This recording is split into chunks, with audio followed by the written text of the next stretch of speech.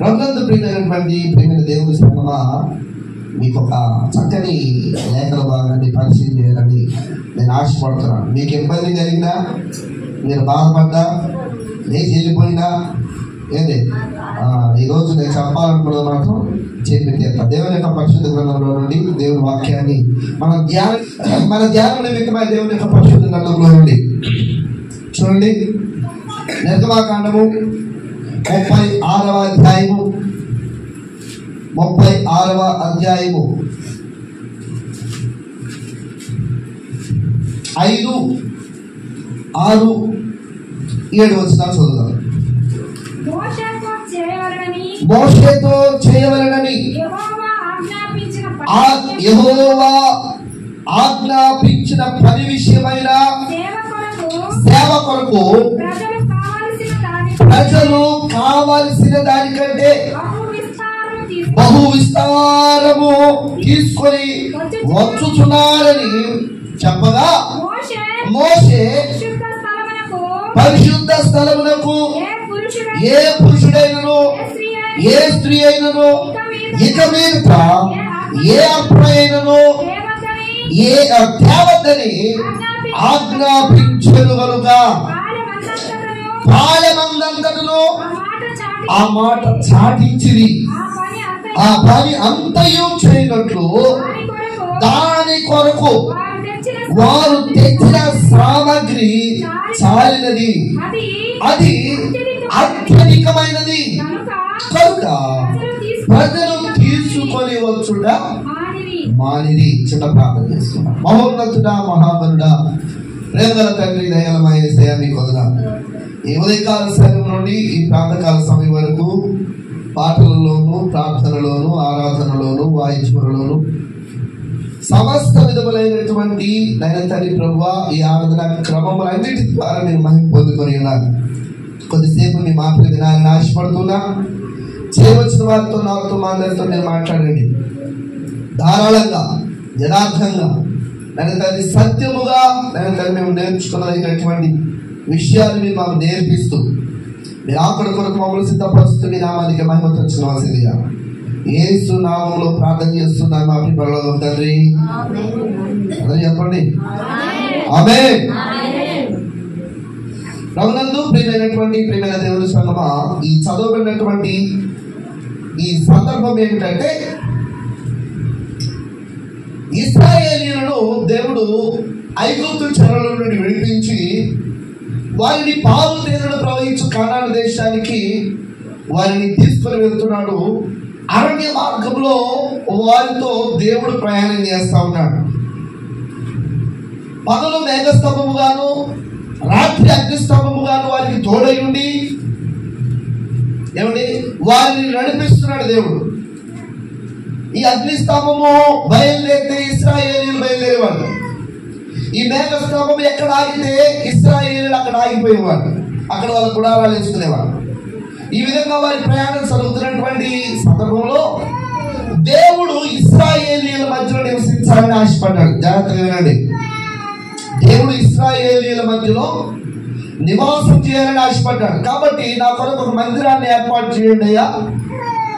దాని ఎత్తు, దాని పొడవు, దాని వెడల్పు, దాని విస్తారము, అది ఎలా చేయబడాలి, ఏ వేటితో చేయబడాలి, అన్నీ కూడా దేవుడు మోషేకి కనపరిచాడు. మోషేకి కనపరిచిన విధంగా మోషే ఆ మందిరాన్ని కట్టడానికి సంసిద్ధమయ్యాడు, పనిచేయడానికి పూనుకున్నాడు. కానీ అక్కడ కొరత ఉంది. కాబట్టి ఆ ఇశ్రాయేలీయులతో మోషే చెప్పాడు, దేవుడు మిమ్మల్ని ప్రేరేపించిన కొలది, దేవుడు మిమ్మల్ని ఏది ఇమ్మని ప్రేరేపిస్తాడో దాన్ని తీసుకొని మీరు దేవుని సన్నిధికి తీసుకురండి అని చాటింపు వేయించాడు. హల్లెలూయా. మన మధ్యలో దేవుడు నివసించాలని ఆశపడుతున్నాడు. కాబట్టి మనం ఒక మందిరాన్ని ఏర్పాటు చేయాలి, ఒక ప్రత్యక్ష గుడారాన్ని మనం ఏర్పాటు చేయాలి. కాబట్టి మందిర పని కొరకు మీరు తీసుకురండి అని చెప్పినప్పుడు ప్రజలందరూ తీసుకురావడం మొదలు పెట్టారంట. దేవునికి స్తోత్రం. హల్లెలూయా. దేవుని దగ్గరకు తీసుకురావడం మొదలు పెడితే అక్కడ జరిగిన కార్యక్రమం, అక్కడ జరిగినటువంటి కార్యం ఏమిటంటే ఇప్పుడు పిలుపునిచ్చినటువంటి సేవకుడే, తీసుకెళ్ళమని చెప్పిన సేవకుడే ఎప్పుడేమంటున్నాడు, ఇక చాలు సరిపోయింది. దేవునికి స్తోత్రం. చప్పట్లు కొట్టండి. ఇక చాలు, ఇక సరిపోయింది. ఈ సామాగ్రి దేవుని పని కొరకు చాలు. ఇక మీరు ఏమీ తీసుకురావద్దు. పురుషులే గాని, స్త్రీలే గాని, పిల్లలే గాని, పెద్దలే గాని ఎవరు కూడా ఇక ఏమీ తీసుకురావద్దు అని చెప్పి మరలా చాటింపు వేసినట్టు. దేవునికి స్తోత్రం. హల్లెలూయా, హల్లెలూయా. దీనిని బట్టి మీకు ఏమర్థమైంది? ఏమర్థమైంది? పాస్టర్ గారు నాకేమర్థమైందంటే, మోషే తీసుకురావద్దన్నాడు కదా, అది మాత్రం బాగా అర్థమైంది. ఇంకా చాలు అన్నాడు కదా, అది మాత్రం అర్థమైంది. మిగిలిపోయింది అని అన్నాడు కదా, అది మాత్రం అర్థమైంది. అందుకే నేనేమి తీసుకురా కదా. హల్లెలూయా. మనకి చెప్పాను అదే కదా. మనకేమర్థమైంది? సేవకుడు వద్దు అన్నాడు, అది మాత్రం అర్థమైంది. ప్రభునందు ప్రియమైనటువంటి మనం అర్థం చేసుకోవాల్సింది కాదు, ప్రజలు ఏం చేశారు అనేది అర్థం చేస్తున్నారు. వాళ్ళు ఎలా తీసుకొచ్చారు? ధారాళంగా తీసుకొని వచ్చారు. వాళ్ళు ధారాళంగా తీసుకొని వచ్చారు కాబట్టి సలుగు కొనకుండా, గొలుగు కొనకుండా, ఏమంటే బాధపడకుండా, మనసు నొచ్చుకోనకుండా, మేమేంటికి అలా, మేము ఇస్తేనేనా దేవుని పని జరిగేది, మేము ఇగిపోతే దేవుని పని కావడదా, మేము తీసుకొచ్చి ఇస్తేనే దేవుడికి బతుకుతాడా, ఎక్కడి మాట్లాడకుండా ధారాళంగా హల్లెలూయా అడిగిన దానికంటే ఎక్కువ తీసుకొని వచ్చి దేవుని సన్నిధిలో ఇచ్చారు. దేవునికి స్తోత్రం. హల్లెలూయా. అందువలన ఏమైంది? అక్కడ ఏమైంది? సమృద్ధి మిగిలింది. అక్కడ సమృద్ధి. చాలు చాలు, ఇక మీదట దేవుని పని కొరకు మీరు తీసుకొని వచ్చింది చాలు, ఇక మీదట మీరేమి తేడా అవసరం లేదు. హల్లెలూయా. ఇటువంటి పరిస్థితి మన సంఘంలో ఎప్పుడు వస్తుంది? వస్తుందా? హల్లెలూయా. ఇస్తున్నాడు దేవుడు రాజ్యం మాత్ర. హల్లెలూయా. ఇస్తున్నాడు దేవుడు రాజ్యం. నువ్వు పెసినాయదా?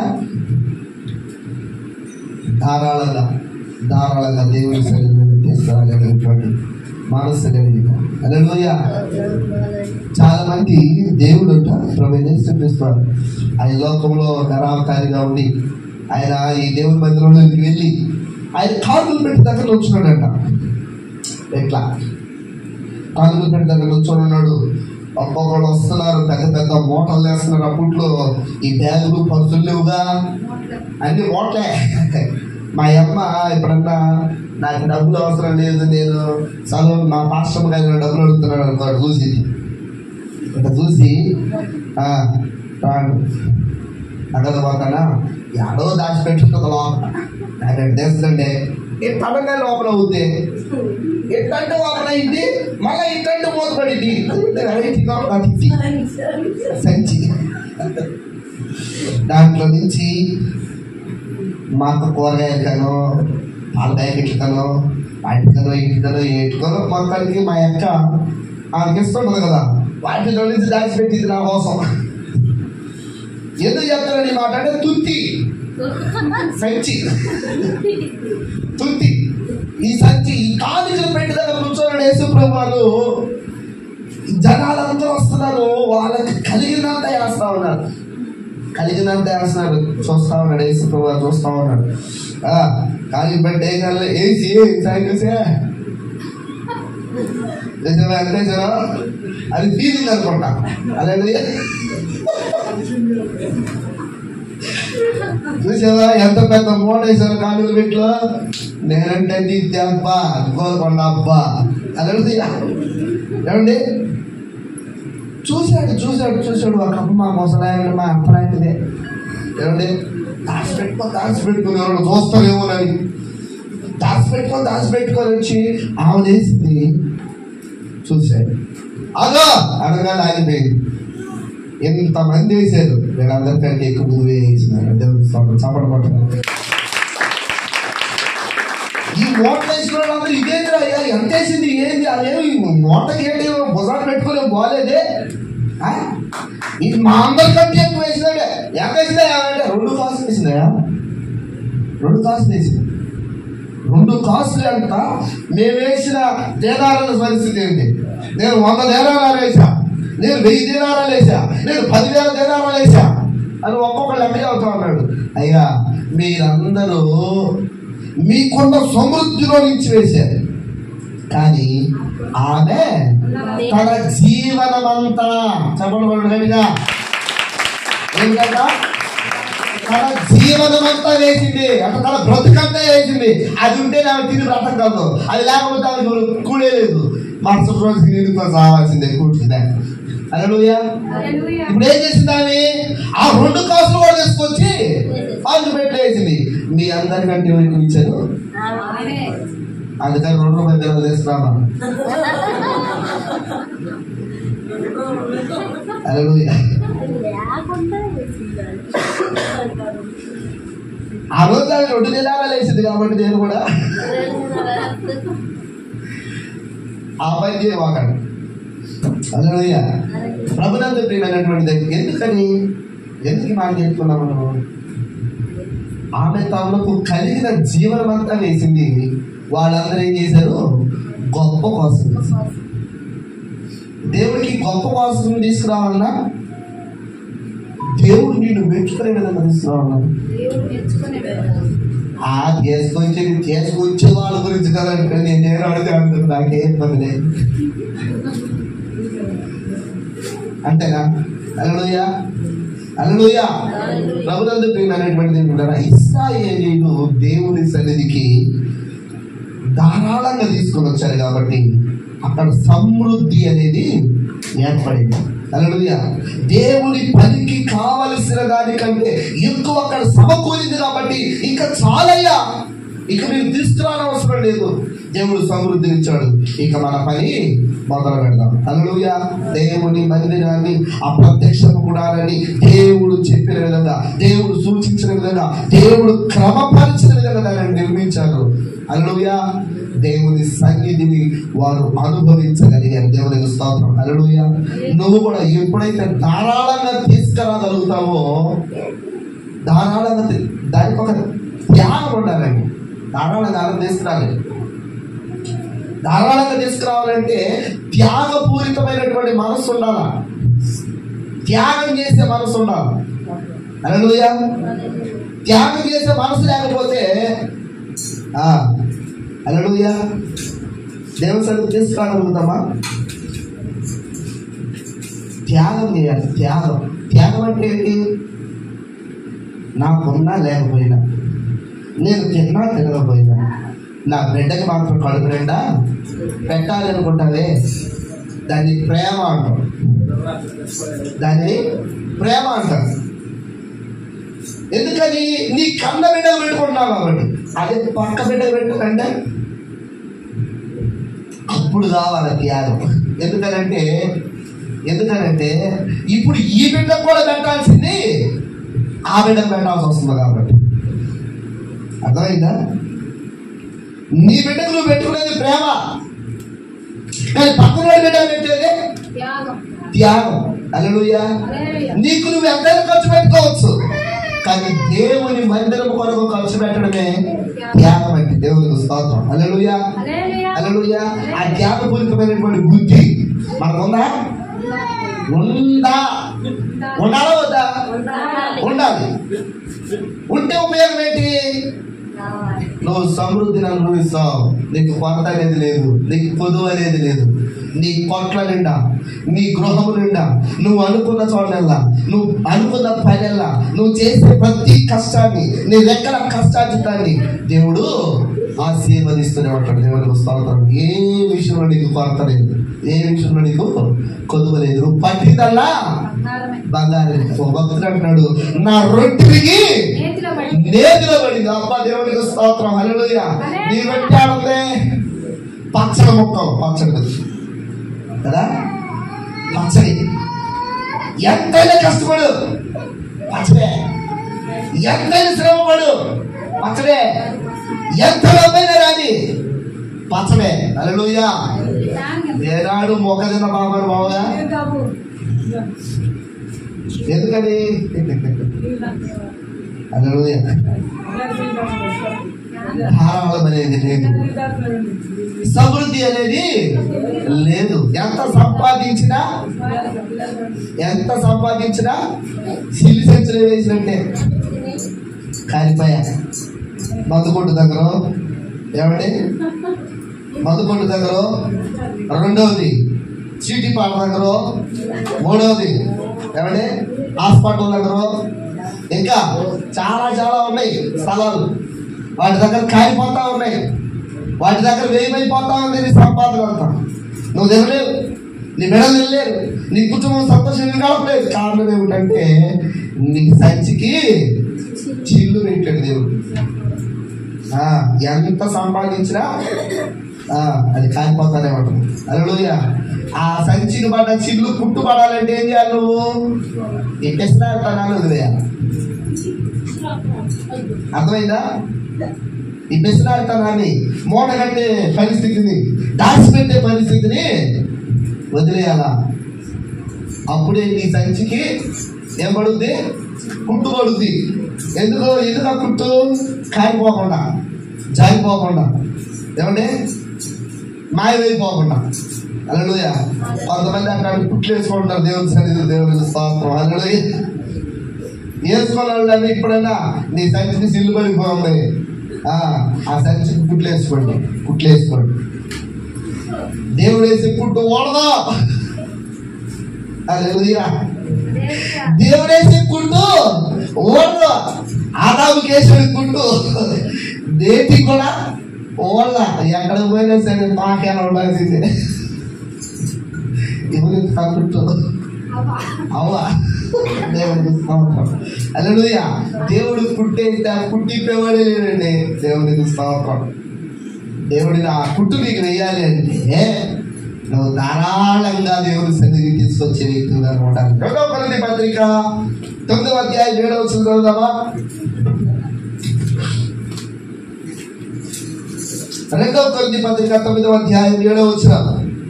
మొదటిగా ధారాళంగా దేవుని సన్నిధికి తీసుకురావాలా. రెండవది చదువు కొరకయు బలవంతముగా కాకయు. ఇదే చేస్తున్నాను అంటుంది. నేను స్తోత్రం తీసుకురారా.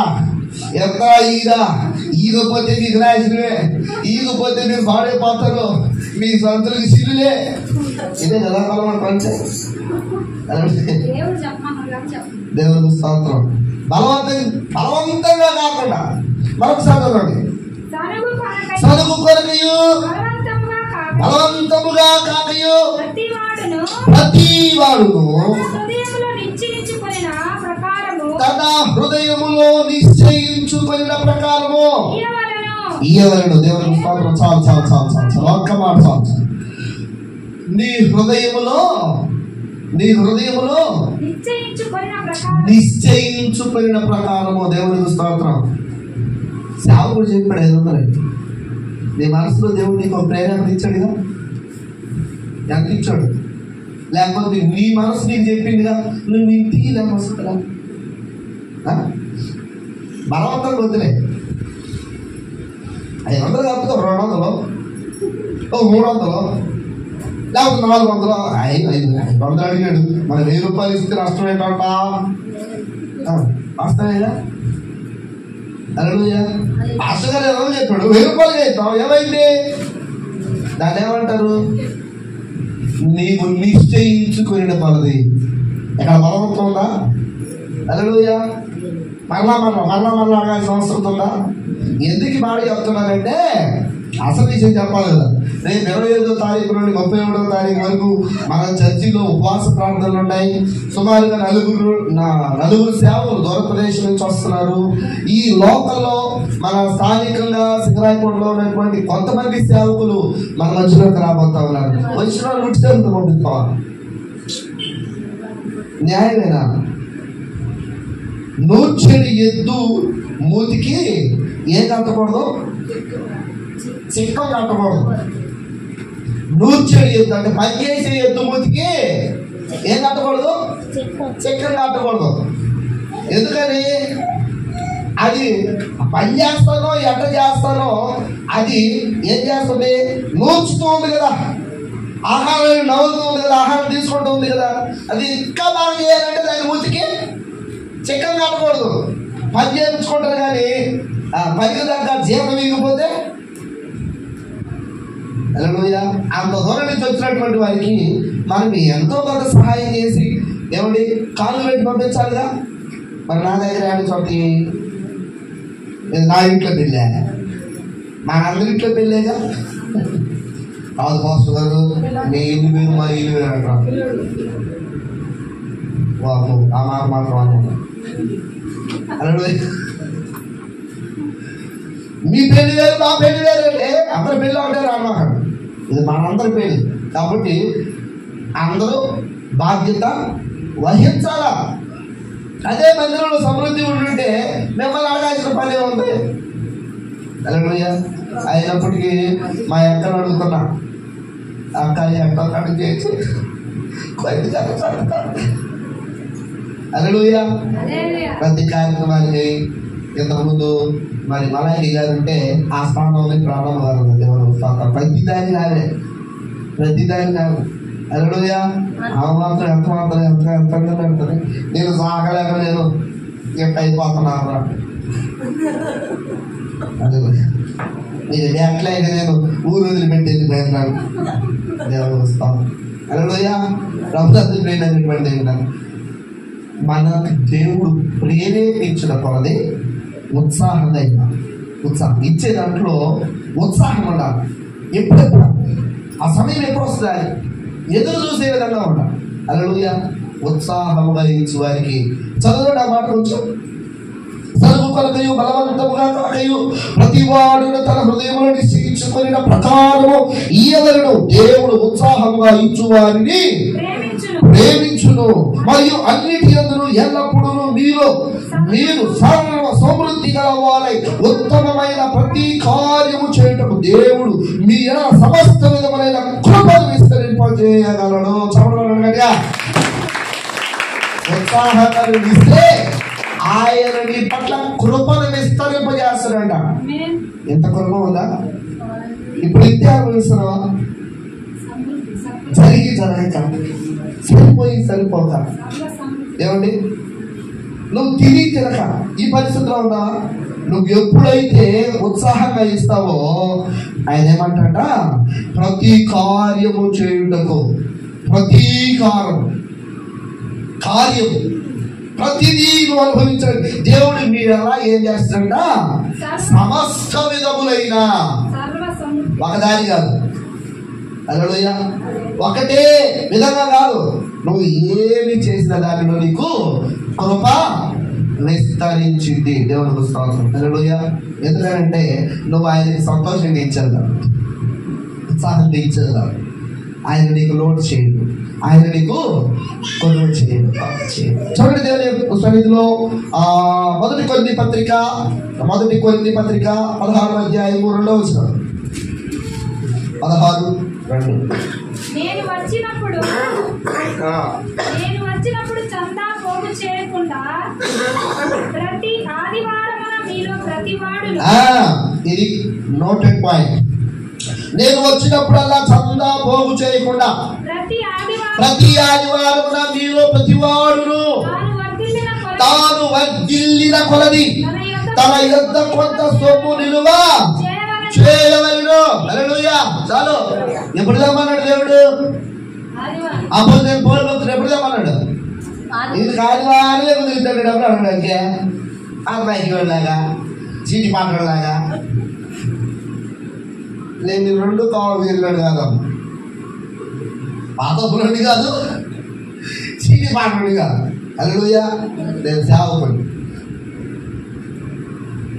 ఏమంటాడు ఇక్కడ? నేను వచ్చినప్పుడల్లా పోగు చేయడం కాదు, మీరు ఆదివారమున మీరు వర్ధిల్లిన కొలది. వర్ధిల్లిన కొలది అంటే అర్థమైందా? మీరు సంపాదించిన సంపాదన కొలది.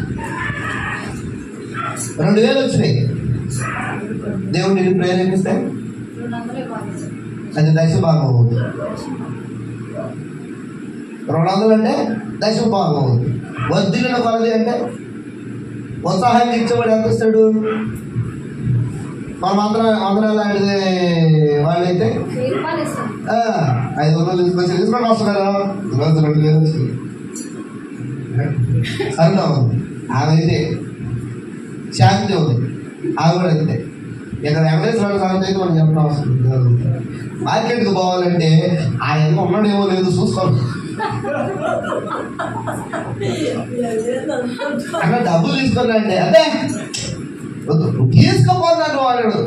దాన్ని నమ్ముకుంటే ఆయనకి సుమారు 500-600 రూపాయలు వస్తుంది. సేపడు వచ్చాడని ఆ కవర్ చేసి కవర్ ఇచ్చాడంటే ఎందరో అబ్బాయి చేద్దాంటే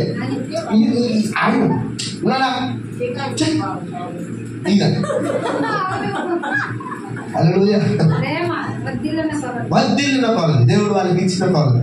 హల్లెలూయా. నాకు ఇచ్చిన తర్వాత వాళ్ళకి ఏమైనా కొరత కలిగిందా? వాళ్ళకి ఏమైనా లోన్ వచ్చిందా? హల్లెలూయా. వాళ్ళు చెప్తారు, అన్న నీకు ఇచ్చామనేటువంటి బాధ మాకు ఏనాడు లేదు. నీకు ఇచ్చిన తర్వాత దేవుడు అంతగా మించింది మనసు చోద్ది మాకు ఇస్తుంది. ఎందుకని ఎందుకంట వర్ధిల్లిన కొలది దేవుడు మాకు ఇచ్చిన కొలది మేము ఆయనకి ఇచ్చాం కాబట్టి. దేవుడు ఎవరికి అచ్చి ఉండేవాడు కాదు. అచ్చి అంటే అప్పు ఉండేవాడు కాదు. దేవుడికి నువ్వే అప్పు ఉండాలి కానీ ఆయన నీకు అప్పు ఉండడు. నువ్వు 10,000 ఇస్తే 1,00,000 రూపాయలు వేస్తాడు. నువ్వు 1,00,000 రూపాయలు ఇస్తే 10 లక్షలు వేస్తాడు. ముందే ఉంది సాక్ష్యం. దేవుడికి స్తోత్రం. హల్లెలూయా. ప్రభునందు ప్రియమైనటువంటి మీరేదో నాకు గొప్ప దెబ్బలు తీసుకొచ్చి అనేది కాదు, ఇచ్చే వారికి దేవుడు ఇచ్చేటువంటి దేవుడి గురించే నేను చెప్తున్నాను. చూడండి దేవుడి యొక్క పరిశుద్ధ గ్రంథంలో 2 కొరింథీ 9:13 ఒక మాట ఉంది, చదవండి. 9:13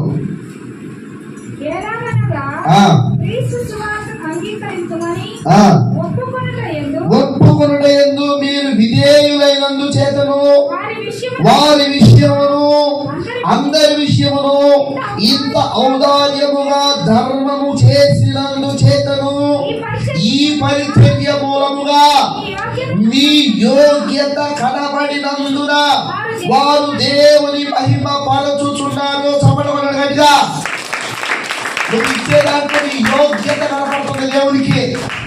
హల్లెలూయా. ఏం కనపడుతుంది? నీ యోగ్యత.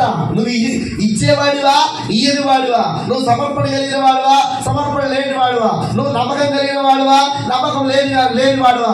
నీకు నిరీక్షణ ఉందా నిరీక్షణ లేదా అనేది నువ్వు ఇచ్చే దానిని బట్టే దేవుడు కనుక్కుంటాడు. దేవుడికి స్తోత్రం. దేవుడు అన్యాయస్తుడు కాదు. దేవుడికి స్తోత్రం. హల్లెలూయా.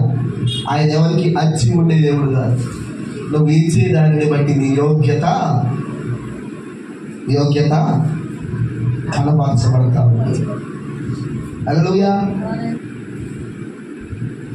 కౌన్ బనేగా కరోడ్పతి అంటే అమితాబ్ బచ్చన్ కొన్ని ప్రశ్నలు వేస్తాడు. ఆ ప్రశ్నలకి సమాధానం చెప్తే ₹1,00,00,000 బహుమతి. మనలో అయితే మీలో ఎవరు కోటీశ్వరుడు అలా ఒక పేదవాడు, ఒక మామూలు కూలి పని చేసుకునేవాడు ఈ పోటీలో పాల్గొన్నాడు. ఈ పోటీలో పాల్గొని అన్ని ప్రశ్నలకు వాడు సమాధానం చెప్పాడు. వాటికి ప్రైజ్ మనీ ఎంత అంటే 5 కోట్లు. ఎంత? 5 కోట్లు. అదే 5 కోట్లు మనకు వస్తే మనం ఏం చేస్తాం? మామూలు కూడా కావాలి కదా. హల్లెలూయా. పక్కడానికి పగ్గాలు దొరకవు. అంటే ఇప్పుడు వీడి పరిస్థితి ఏంటి? కోటికి లేనోడు, ఉండకలేనోడు, ఎప్పటికప్పుడు సంపాదించుకుంటే కానీ బ్రతకలేనోడు. వాడి చేతికి 5 కోట్లు వచ్చినాయి. ఇప్పుడు వాడి పరిస్థితి ఎలా ఉంటుందో చెప్పండి. హల్లెలూయా. ఒకప్పుడు పిలిచినా కూడా రాడు బంధువులు. అవునా? ఎందుకని? ఈడికేదేది పెట్టడానికి, మనం పోతే మనకేం పెడతాడు. ఎప్పుడైతే 5 కోట్లు వచ్చినాయో అప్పటి వరకు లేదా సొట్టలేకాలు కూడా కొత్తగా పుట్టుకొచ్చేస్తాయి. వాడు 5 కోట్లు పెట్టి కొన్ని పొలాలు కొన్నాడు, ఏమండి, భవంతులు కొనుక్కున్నాడు, కార్లు కొనుక్కున్నాడు, కొన్ని షేర్స్ లో పెట్టుబడులు పెట్టాడు, మొత్తానికి ఉన్న డబ్బులన్నీ ఖర్చు పెట్టేశాడు. దేవుడికి చివరికి ఏమైందంటే 5 సంవత్సరాలు జరగకుండా వాడు ఏ స్థితిలో 5 కోట్లు సంపాదించుకున్నాడో అదే స్థితికి వచ్చేసాడు. కారణం ఏంటంటాం?